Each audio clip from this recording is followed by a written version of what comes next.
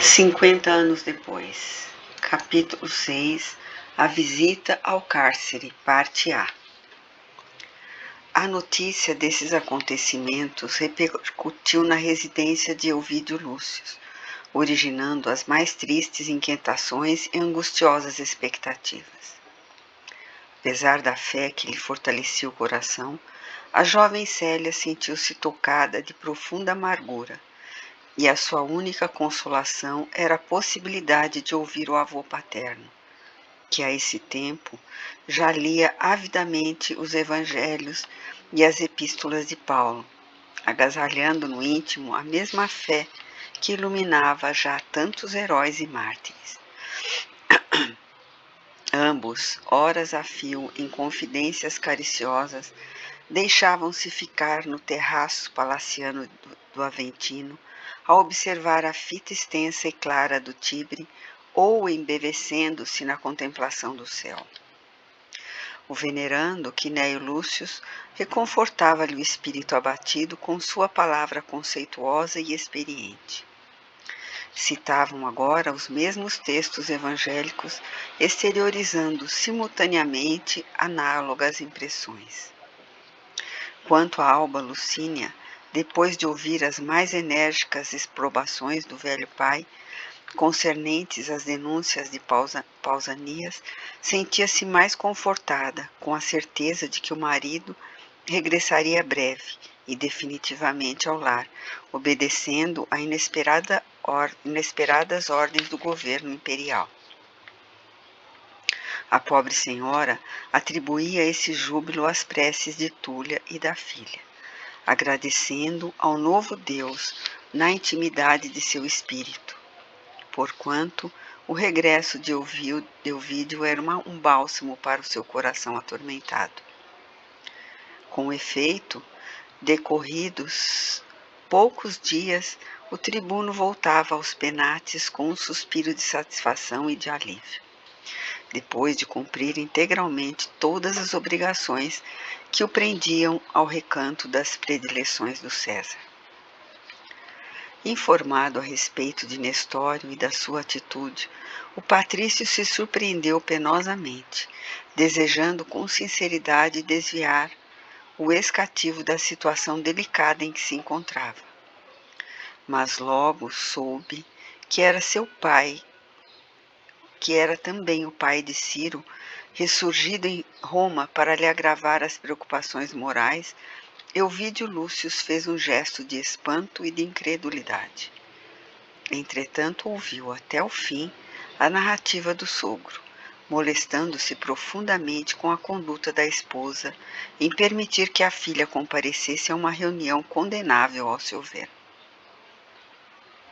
Alba Lucínia, todavia, soube acatar todas as reprimendas com a humildade necessária à harmonia doméstica, e longe de o desgostar ainda mais com qualquer lamentação, calou as próprias mágoas, ocultando-lhe o procedimento odioso de Lólio Úrbico, bem como seus receios a respeito de Cláudia Sabina, em vista das confidências de Túlia que lhe haviam ferido profundamente o coração.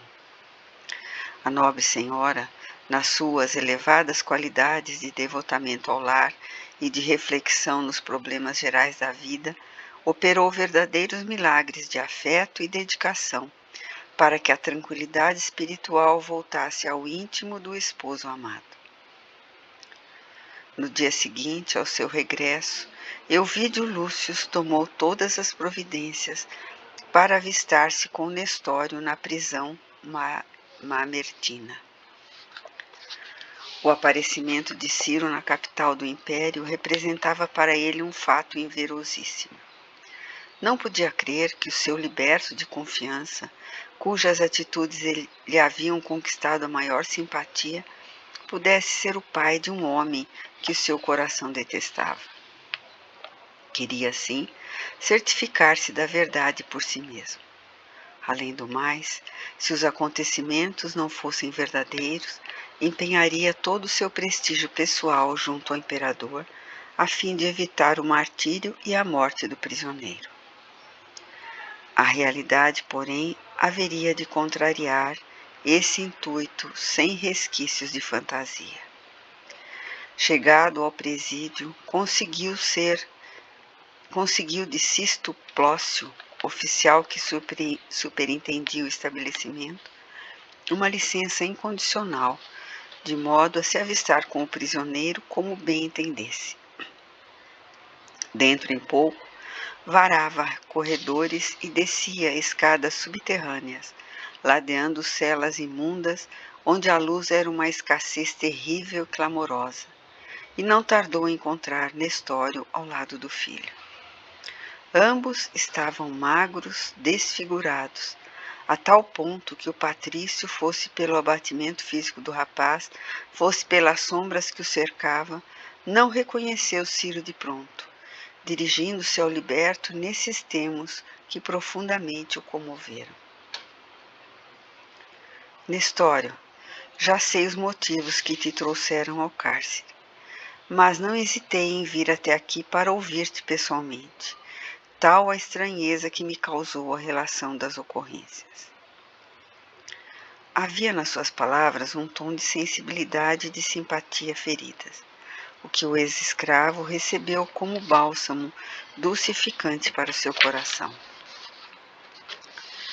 Senhor, respondeu respeitosamente, agradeço do íntimo da alma o vosso impulso generoso. Nestas celas jazem também loucos e leprosos, e, contudo, não vacilastes em trazer ao vosso mísero escravo a palavra de exortação e de conforto. Nestório, continuou Elvídio com generosa deferência, meu sogro relatou-me a teu respeito certos fatos que me custa acreditar, a despeito de sua honorabilidade de homem público e do seu paternal interesse para comigo. Nesse interim, pai e filho contemplavam ansiosos aquele de quem poderia depender a sua liberdade, notando-se que Ciro se encolhera a um canto, temendo a atitude de ansiedade suspeitosa com que Ovídio Lúcio o observava. O tribuno prosseguiu. Não pude aceitar integralmente o que me disseram e vim certificar-me por mim mesmo com o teu depoimento pessoal. E, acentuando as palavras, perguntou abruptamente. És de fato cristão? Sim, senhor, murmurou interpelado, como se respondesse constrangidamente em face de tão grande generosidade. Prometi a Jesus, no sacrário da consciência, que não renegaria a minha fé em tempo algum. O tribuno esfregou o rosto num gesto muito seu, quando contrariado, acrescentando em tom de mágoa. Nunca pensei que houvesse colocado um cristão na intimidade do meu lar. E, no entanto, vim até aqui sinceramente desejoso de pleitear a tua liberdade. Agradeço-vos, Senhor, de todo o meu coração, e jamais esquecerei o vosso alvitre, ajuntou Nestório com dolorosa serenidade. Interessando-me pela tua sorte, prosseguiu Elvídio constrangidamente, procurei o senador Quirino Brutus, incumbido pela autoridade imperial da instrução do processo atinente aos agitadores do cristianismo, vindo a saber, ainda ontem, que 13 dos implicados receberam a sentença de banimento perpétuo e 22 foram condenados à morte pelo suplício. Apesar do seu fervor religioso, ambos os prisioneiros ficaram lívidos. Elvídio Lúcio, porém, continuou imperturbável. Entre esses últimos, vi o teu nome e o de um rapaz que me disseram ser teu filho. Que me dizes a tudo isso? Não desejarás, porventura, abjurar uma fé que nada te facultará, a não ser a morte infame pelos suplícios mais atrozes? E esse homem que te acompanha, será de fato teu filho? Dize uma palavra que me esclareça ou me proporcione elementos para uma defesa justa. Senhor, acudiu o liberto, invocando todas as suas energias para não fracassar no testemunho. Minha gratidão pelo vosso interesse generoso há de ser eterna. Vossas palavras me sensibilizam todas as fibras do coração. Ouvindo-vos, sinto que deveria seguir vossos passos, com humildade e submissão, através de todos os caminhos. Mas é também por amor que não posso ceder em minha fé, a própria tentação da liberdade. Jesus exerce em mim um jugo divino e suave. Embora vos ame, Senhor, não posso trair a Jesus nas atuais circunstâncias de minha vida. Se o Mestre de Nazaré deixou que o imolassem na cruz, puro e inocente, pela redenção de todos os pecadores desse mundo, por que me haveria de escusar ao sacrifício quando me sinto cheio da lama do pecado? Jamais poderei, em consciência, abjurar uma fé que constitui a luz de minha alma por toda a vida. A morte não me atemoriza, porque além do martírio e do sepulcro, esplende uma alvorada imortal para o nosso espírito. Ovídio Lúcio ouvia surpreso aquela demonstração de esperança numa vida espiritual que sua mentalidade estava longe de compreender, enquanto Nestório continuava a falar, pousando então no rapaz que o acompanhava os olhos úmidos e ternos. Entretanto, Senhor, sou pai, e como pai sou ainda muito humano. Não vos interesseis por mim, imprestável e doente, para quem a condenação à morte pela causa de Jesus deve representar uma bênção divina. Mas, se vos for possível, salvai meu filho, de modo que ele viva para vos servir. Ciro acompanhava a atitude paterna com idêntico espírito de fervor e decisão, como que desejoso de protestar contra aquela rogativa, demonstrando também preferir o sacrifício. Mas o liberto continuava entre lágrimas, mal contidas, dirigindo-se ao tribuno, que o ouvia, eminentemente impressionado. Agora, Senhor, sei de todo o pretérito amargurado e doloroso, e lamento o proceder de meu filho na vossa casa de Antípatris. Mas peço-vos perdão para as inquietudes da sua mocidade. Meu pobre Ciro obedeceu à impulsividade do coração, sem dar ouvido ao raciocínio com que se deveria aconselhar. Mas, na amargura destas masmorras sombrias, deu-me a sua palavra de que, se volver à liberdade, nunca mais erguerá os olhos para a criança adorável, que é um arcanjo do céu no âmbito do vosso lar. Se assim o exigirdes, Senhor, Ciro poderá sair de Roma para sempre, de maneira a nunca mais vos perturbar a felicidade doméstica. Ovídio Lúcio, porém, fechara o semblante em atitude de quem tomara implacável decisão. Da generosidade mais pura passara a negativa mais violenta, dada a presença do seu ex-cativo de Antípatris, a quem os seus princípios não poderiam tolerar nunca. Nestório, exclamou em tom quase rude, sabes da simpatia que sempre me inspiraste, mas se nunca te supus cristão e conspirador, muito menos chegaria a pensar que pudesse ter engendrado um homem como esse. Como vês, não posso intervir a favor de ambos. Certas árvores morrem, às vezes pelo apodrecimento dos galhos. Vim aqui para socorrer-te, mas encontrei uma realidade intolerável para o meu espírito. Destarte, preferirei esquecê-los antes de tudo.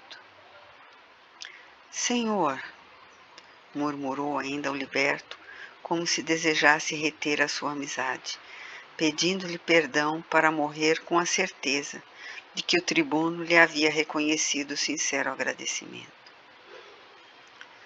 Euvídio Lúcio, contudo, lançando a ambos um olhar contrafeito, ajustava a toga para retirar-se quanto antes, exclamando impulsivamente: "É impossível!" Dito isso, deu as costas aos prisioneiros e, chamando os 2 guardas que o acompanhavam, retirou-se apressado, enquanto os 2 condenados alongavam o olhar para fixar-lhe o porte firme e austero, e aguçavam o ouvido para escutar os seus derradeiros passos nas lajes da prisão, como se percebessem pela última vez a esperança que os poderia reconduzir à liberdade.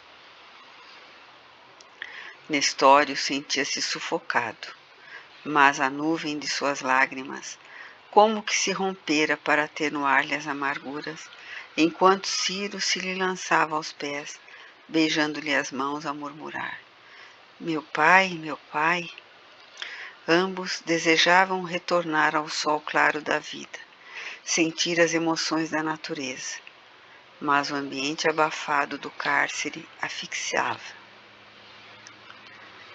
Todavia, na tarde imediata, Sisto Plócio, recebendo as ordenações da Justiça Imperial, separava os 13 prisioneiros destinados ao exílio perpétuo, reunindo os demais numa cela menos triste e largamente espaçosa. Os 2 libertos foram retirados do cubículo em que se encontravam, transportados para junto dos demais condenados. A nova cela também demorava na parte subterrânea, mas, de um dos seus lados, podia ver-se o céu através de reforçadas grades. Descera o crepúsculo, entornando sobre a cidade as suas tintas maravilhosas, mas todos aqueles corações atormentados contemplaram o casario e o horizonte, tomados de infinita alegria.